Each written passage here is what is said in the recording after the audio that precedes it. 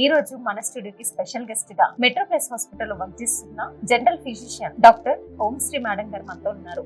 ఇప్పుడు మనం సమ్మర్ లో ఉన్నాం కాబట్టి ఈ సమ్మర్ లో ఏదైనా డైట్ ప్లాన్, ఎన్ని లీటర్స్ వాటర్ తీసుకోవాలి రెగ్యులర్ గా, ఏదైనా డైట్ స్పెషల్ డైట్ ఉంటుంది మేడం? ఎస్ అండి, సమ్మర్ స్పెసిఫిక్ గా మనం చాలా డిహైడ్రేట్ అవుతూ ఉంటాము. సో డిహైడ్రేట్ అయిన కొద్దీ మన బాడీలో వాటర్ లాస్ అనేది ఉంటుంది. సో ఎంత ఎక్కువ వాటర్ తీసుకుంటే సమ్మర్ లో అంత మంచి. అండ్ ముఖ్యంగా ఒక 3 to 4 లీటర్స్ ఆఫ్ వాటర్ తీసుకోమని చెప్తుంటాను. మెయిన్ వాటర్ హైడ్రేషన్ గురించే కాకుండా సమ్మర్ లో చాలా అండర్లైన్ ప్రాబ్లమ్స్ ఉంటూ ఉంటాయి. యూజువల్లీ చిన్న చిన్న ప్రాబ్లమ్సే కదా అని ఇగ్నోర్ చేస్తూ ఉంటారండి. Like hair fall, body weight loss కానీ, సడన్ గా ఎక్కువ పెరిగిపోవడం కానీ, లేకపోతే సడన్ గా బాడీలో బోన్స్, జాయింట్స్ పెయిన్ రావడం కానీ.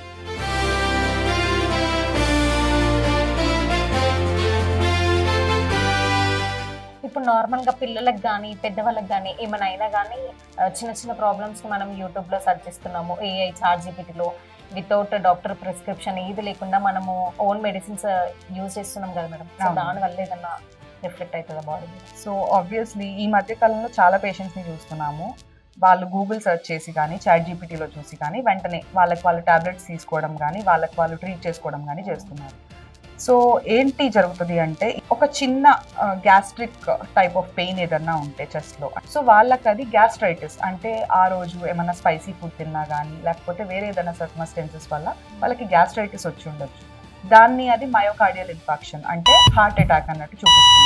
ఇంట్లో ఉండి కూడా చాలా మంది స్ట్రెస్ ఫీల్ అవుతుంటారు కదా మేడం, అంటే ప్రాబ్లమ్స్ ఉండడం వల్ల ఆలోచించి ఎక్కువ స్ట్రెస్ ఉండడం వల్ల సో వాళ్ళకి హెల్త్ ఇష్యూస్ వస్తుంటాయి. అవునండి. సో అది మనం ఎలా తెలుసుకుంటాము ఎటువంటి హెల్త్ ఇష్యూస్ ఏంటి అని?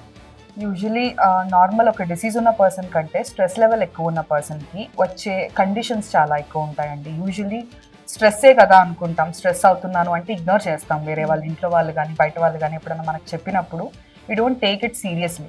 సో ఒక స్ట్రెస్ ఉన్న పర్సన్, స్ట్రెస్ ఎక్కువ ఫీల్ అవుతున్న పర్సన్లో ఏంటంటే యాసిడిటీ ఇష్యూస్ కానీ, దానివల్ల వచ్చే వేరే రకాల డిసీజెస్ కానీ,